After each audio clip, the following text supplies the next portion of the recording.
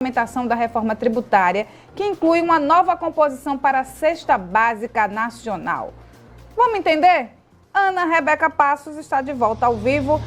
Então, Ana, quais itens foram incluídos e ficaram isentos, hein? Oi, Renata. A lista de itens, isentos de impostos foi ampliada de 15 para 22 produtos.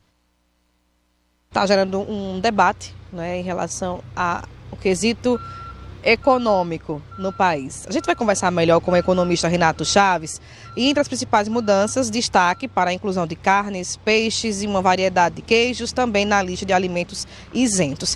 Renato, o que é que muda, em termos gerais, na vida da população, do consumidor, do brasileiro, quando se tem alimentos que devem compor uma cesta básica, o termo é esse, que vão ter isentos os impostos, mas muda alguma coisa para a gente? Porque esse dinheiro vai sair de alguém, né? Olá, bom dia a todos. Muda pouca coisa. Para esses alimentos, lógico que muda. Você tem uma incidência menor de imposto, você pode ter menores preços nas prateleiras, é verdade. Mas em economia tem aquela brincadeira de ser um cobertor curto, né? Você puxa o cobertor do pé para cobrir a cabeça, mas descobre o pé. Problema. Situação atual é quando a gente pensa o que é cesta básica. Não é só o que é disponível para a gente se alimentar ou indispensável. É um termo jurídico que deve abranger alguns produtos e esses produtos têm que ter tratamento diferente. Por exemplo, no caso, só para dar outro exemplo de combustíveis, o petróleo hoje, a gasolina é tido como bem de primeira necessidade. Então o limite de imposto é um diferente de outros, porque tudo no Brasil tem imposto muito alto. Então com a reforma tributária a ideia era o quê? Um imposto mais isonômico, um ou dois impostos no máximo, mais ou menos igual para todo mundo. Só que é lógico que muito lobby no Congresso não gostou disso, porque isso vai tirar de alguém para dar para outra pessoa. E aí está a negociação. Nessa negociação, na queda de braço entre lobistas, Congresso e governo, o pessoal que faz o agronegócio da parte de carne não quer imposto para eles. Então decidiram tentar incluir esses produtos na tal da cesta básica, que é só um nome para definir os produtos que vai ter menos imposto, não vai ter imposto nenhum, para que eles não paguem imposto. Bom, menos imposto sempre é bom, né? Eu costumo dizer isso. Mas no Brasil, até para ter no imposto, a gente faz de jeito errado. Agora, para a gente poder entender, você já explicou a questão da carne, não é? Como ele chega aos demais produtos, peixes, demais, produtos que podem compor essa cesta, básica nacional, não é necessariamente alimentos que a gente precisa consumir como essencial? Esse é o discurso, né? Como sempre tem o discurso e tem a atualidade, tem o que de fato é real. Cesta básica, como eu falei, é só um nome para definir uma cesta de produtos. Tá, tem alguma coisa a ver com aqueles bens de primeira necessidade? Pode ter, mas não necessariamente. Nesse caso específico, é um conjunto de bens que tem imposto reduzido, eu sou cobrado de forma diferente, alguns impostos podem incidir e outros não. Pode ser isento de imposto de exportação, se for o caso, como por exemplo, quando deu problema no Rio Grande do Sul agora, lá no problema da enchente, o arroz ia subir de preço, então libera importação de arroz, quem isso não podia, para poder proteger para o mercado nacional. Tem um monte de coisa junto aí que incide nessa tal cesta básica, que não quer dizer necessariamente que são bens de primeira ordem. Não caia nessa. Tem carne de rico, tem carne de pobre. Não existe isso. Carne é para todo mundo. A questão é o preço da carne.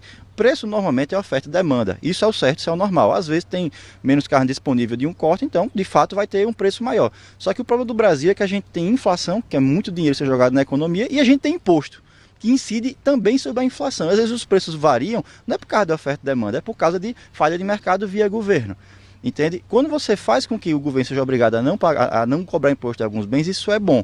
Só que isso pode refletir, provavelmente vai outra da economia. No caso específico do governo, ele vai ter menos arrecadação, porque é uma base de cálculo muito grande, né? Todo mundo no Brasil quer consumir carne, é um bem realmente muito demandado. E com menos imposto, o governo também vai ter problemas fiscais, que pode dar problema no câmbio, que pode aumentar o dólar. Assim, é um dominó que sai derrubando um monte de outras coisas.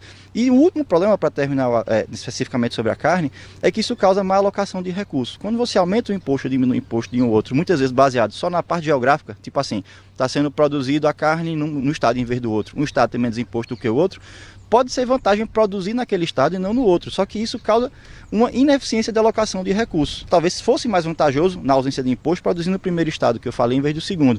Então a gente tem um monte de dominó que sai sendo derrubado por causa de lobby no Congresso. Esse é só um ponto dessa reforma tributária? Outras situações ainda estão em debate? Estão. A reforma tributária é gigantesca, tá certo? Ela queria criar primeiro um imposto só, o tal do IVA, Imposto Valor Adicionado.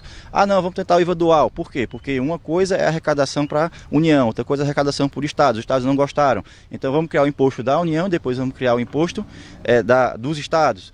que tipo de imposto vai incidir como? Porque hoje incide imposto dependendo de onde está sendo produzido, por exemplo, CMS, cada estado tem o seu, incide imposto dependendo de tipo de produto. Então, se uma sandália ela é impermeável ou se ela é de fato uma sandália muda, tem casos clássicos no Brasil disso, de bombons que deixaram de ser bombons para virar wafer, porque o wafer incide menos imposto, então vamos trocar a categoria do produto.